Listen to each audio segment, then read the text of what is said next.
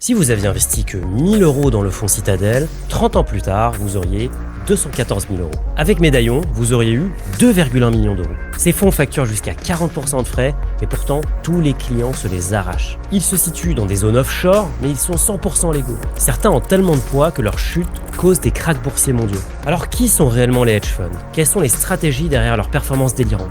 Et surtout, comment faire pour y investir? Bienvenue dans l'univers ultra confidentiel des hedge funds.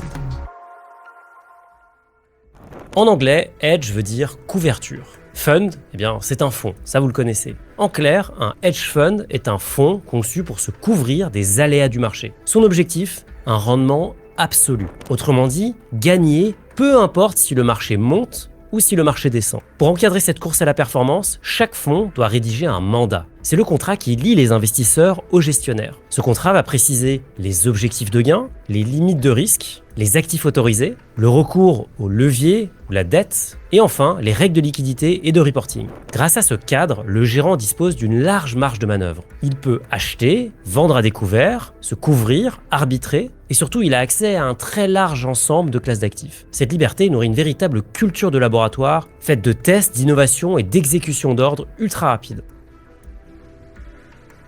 La différence essentielle se résume en un mot, régulation. Les hedge funds sont des véhicules privés. Le gestionnaire est ce qu'on appelle General Partner ou GP. Les investisseurs, eux, sont des Limited Partners ou des LP. Si vous avez regardé ma vidéo sur le Private Equity, eh bien, cette structure va vous parler. En effet, elle offre une grande liberté au gérant. Ce dernier touche une part des profits via la commission de performance. Pour générer de la performance, il peut utiliser des actions ou des obligations que vous connaissez bien grâce à nos vidéos. Mais il peut également faire appel à des produits beaucoup plus complexes. On peut citer ici par exemple les options ou les contrats futurs qui sont des produits dérivés. Pour une explication plus détaillée des produits dérivés, vous pouvez regarder ma vidéo sur la crise des subprimes. Je vous y explique tous les détails de ces produits sophistiqués. Ce qu'il faut retenir, c'est que les fonds traditionnels sont régulés et ouverts au public. La société de gestion est distincte des porteurs de parts. Le prospectus, lui, est approuvé par le régulateur, par exemple l'autorité des marchés financiers AMF en France. Leurs leviers et l'usage des dérivés sont strictement encadrés. L'objectif de tout ça, c'est de protéger l'épargnant moyen. Ainsi, un OPCVM ne peut emprunter que 10% de ses actifs. Autre contrainte, il ne peut pas investir plus de 10% du portefeuille dans un seul titre. Un hedge fund, lui, ne connaît pas ses limites. Il peut s'endetter très fortement et concentrer ses positions. En clair, il agit à ses risques et périls.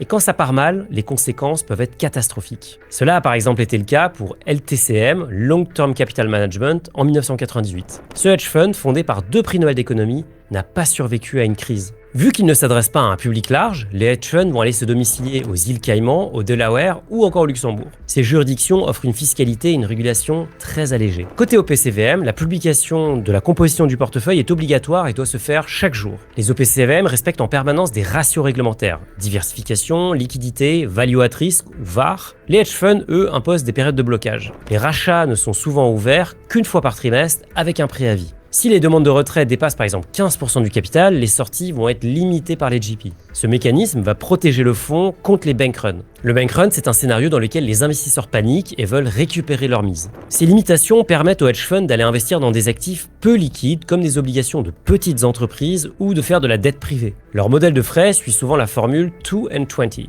2 ou 2% de frais de gestion annuelle et 20% de commission sur la performance positive. Les OPC vont facturer 2% par an et ne vont surtout pas facturer de frais de performance. Mais qu'est-ce qui justifie les frais élevés des hedge funds ?